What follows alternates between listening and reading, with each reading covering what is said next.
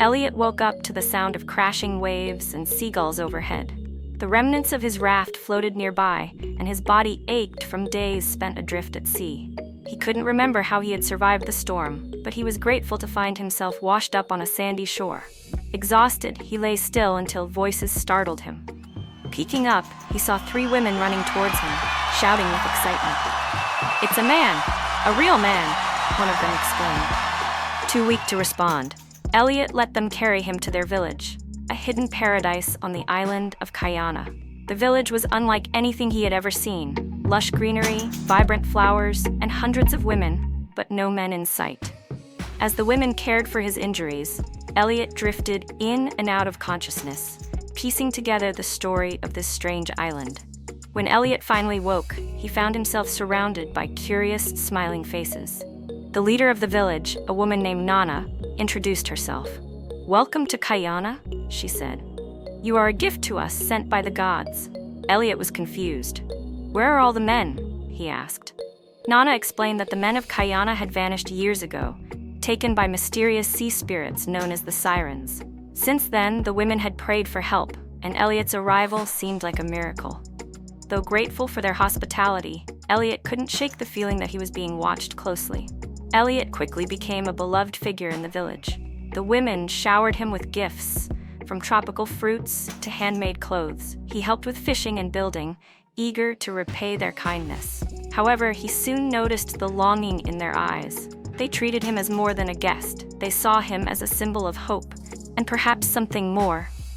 One evening, Nana approached him with a request. "Elliot, the women, they have needs, and you are the only man here. Would you consider?" Elliot felt his face flush. "Nana, I respect all of you, but I'm just one man. I can't satisfy everyone, and it wouldn't be fair." Nana sighed. "We understand, but the longing is hard to bear." As Elliot settled into life on the island, he learned more about the sirens. Nana revealed that the sirens had appeared 12 years ago, luring the men into the ocean with their songs. Those who resisted were struck down by powerful magic. Only a few men had returned, broken and haunted by their time in the sirens' underwater kingdom. "We've tried to fight back," Nana said, "but their power is too great. We need a champion." Elliot realized why they saw him as a savior. Though he felt unworthy, he vowed to help them reclaim their lost loved ones. Elliot began training with the women, teaching them self-defense techniques he had learned as a sailor. They, in turn, taught him about the island's natural resources, including a pendant said to protect the wearer from dark magic. Nana gave it to him, saying, "This will shield you from the sirens' song." As they prepared, Elliot grew closer to the women, especially Nana. She was strong and wise, yet her sadness was palpable. One night, she confided in him about her lost husband, who had been taken by the sirens. "I've waited for him every day since," she said, tears glistening in her eyes. One morning, the peaceful island was disrupted by a commotion. 7 sirens emerged from the ocean, their beauty otherworldly and terrifying. They demanded the villagers surrender Elliot, claiming he belonged to them. Nana stood her ground. "You've taken enough from us. Leave this island." A fierce battle erupted. The women fought valiantly, but the sirens' magic was overwhelming. Elliot, armed with the pendant and a spear, joined the fight. He managed to wound one of the sirens, forcing them to retreat, but not before they vowed to return. After the attack, Elliot realized the sirens would never stop until they had him.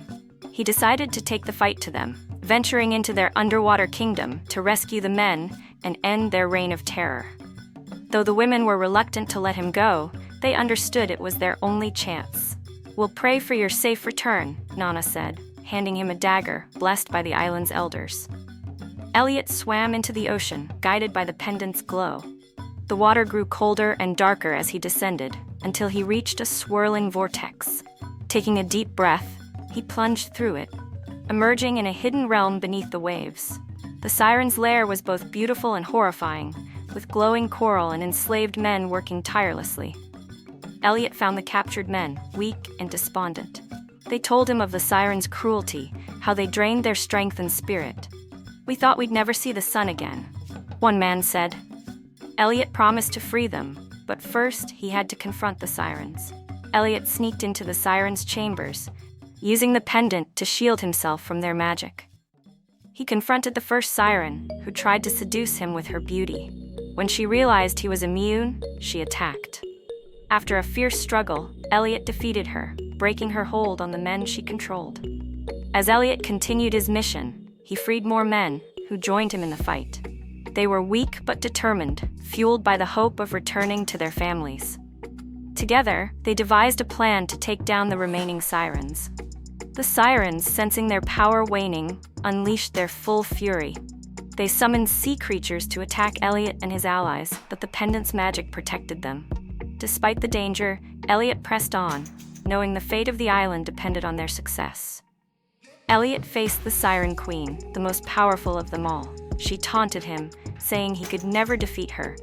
Their battle was intense, with the Queen using dark magic to create illusions and traps. Elliot relied on his training and the pendant's protection to outmaneuver her. With one final strike, Elliot defeated the Siren Queen, shattering her magic. The underwater kingdom began to collapse, and Elliot and the men hurried to escape. They emerged on the island, greeted by the joyous cries of the women. However, not all the men survived, and the losses weighed heavily on everyone. The villagers held a ceremony to honor the fallen and celebrate their freedom. Elliot, though exhausted, felt a deep sense of fulfillment. Nana approached him, tears in her eyes. "You've given us hope and a future. We can never thank you enough." Elliot smiled. "This is my home now too. Together, we'll rebuild." In the weeks that followed, the village worked to rebuild their lives.